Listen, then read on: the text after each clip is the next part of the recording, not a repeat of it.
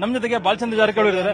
Sir, ಇವತ್ತು ನಿತಿನ್ ಅಭಿನವ್ ರಾಜ್ಯಕ್ಕೆ ಬಂದಿದ್ದಾರೆ. ಎಷ್ಟು ಉತ್ಸಾಹ ನಿಮ್ಗೆ ಬರ್ತಾ ಇದೆ ಸರ್ ಹೊಸ ರಾಷ್ಟ್ರೀಯ ಅಧ್ಯಕ್ಷ ಆಗಿ? ಭಾರಿ ಉತ್ಸಾಹ ಬಂದಿದೆ. ಯಾಕಂದ್ರೆ ನಾನು ನಿರೀಕ್ಷೆ ಮಾಡ್ಲಿಕ್ಕಿಲ್ಲ.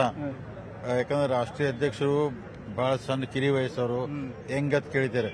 ಇವತ್ತು ಅವ್ರು ಮಾಡಿದಂತ 1 ಗಂಟೆ ಸ್ಪೀಚ್ ಇಂದ ನಮಗೆ ಭಾರಿ ಖುಷಿ ಆಯ್ತು. ಯಾಕಂದ್ರ ಆ ತರ ಸಂದೇಶ ಕೊಟ್ರು ಅವ್ರೆ. ಯಾರ್ಯಾರಿಗೆ ಏನೇನ್ ಹೇಳ್ಬೇಕಂತ ಕೊಟ್ರು, ಯಾರ್ಯಾರು ಏನೇನ್ ತಿಳ್ಕೊಂಡ್ರು. ಮುಂದಿನ ದಿನಮಾನದಲ್ಲಿ ಭಾರತೀಯ ಜನತಾ ಪಾರ್ಟಿಗೆ ಒಳ್ಳೆ ಭವಿಷ್ಯ ಇದೆ.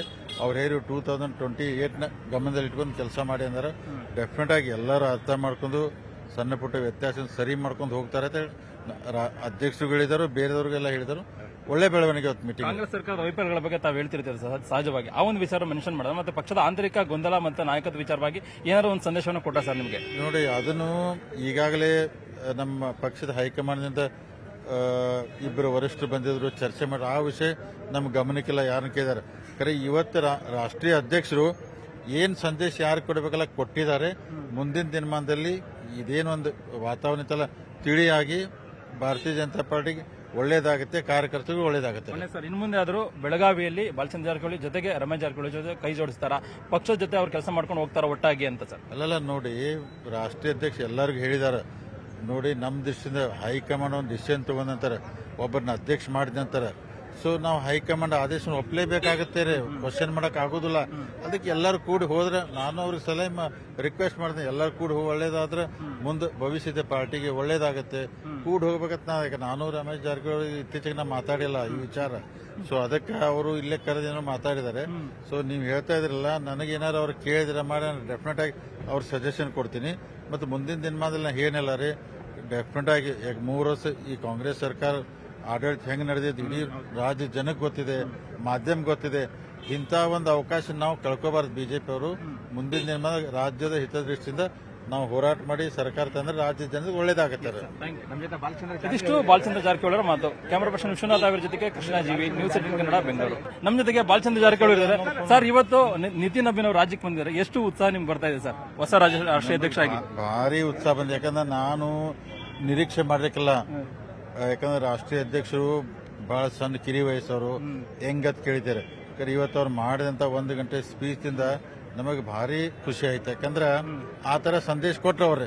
ಯಾರ್ಯಾರಿಗೆ ಏನೇನ್ ಹೇಳ್ಬೇಕಂತ ಕೊಟ್ರು, ಯಾರ್ಯಾರು ಏನೇನ್ ತಿಳ್ಕೊಂಡ್ರು. ಮುಂದಿನ ದಿನಮಾನದಲ್ಲಿ ಭಾರತೀಯ ಜನತಾ ಪಾರ್ಟಿಗೆ ಒಳ್ಳೆ ಭವಿಷ್ಯ ಇದೆ.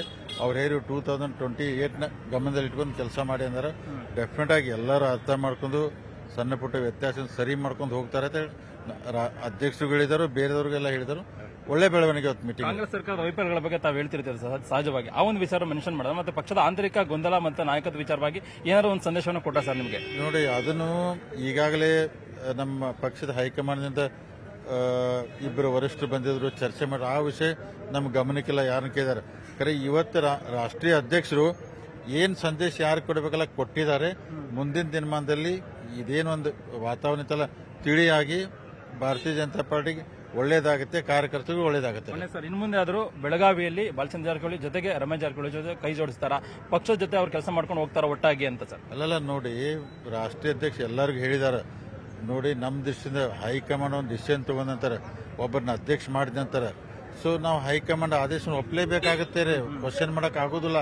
ಅದಕ್ಕೆ ಎಲ್ಲರೂ ಕೂಡಿ ಹೋದ್ರೆ, ನಾನು ಅವ್ರಿಗೆ ಸಲಹೆ ರಿಕ್ವೆಸ್ಟ್ ಮಾಡಿದೆ, ಎಲ್ಲರೂ ಕೂಡಿ ಒಳ್ಳೇದಾದ್ರೆ ಮುಂದೆ ಭವಿಷ್ಯದ ಪಾರ್ಟಿಗೆ ಒಳ್ಳೇದಾಗತ್ತೆ. ಕೂಡಿ ಹೋಗ್ಬೇಕಂತ ನಾನು ರಮೇಶ್ ಜಾರಕಿಹೊಳಿ ಇತ್ತೀಚೆಗೆ ನಾ ಮಾತಾಡಿಲ್ಲ ಈ ವಿಚಾರ.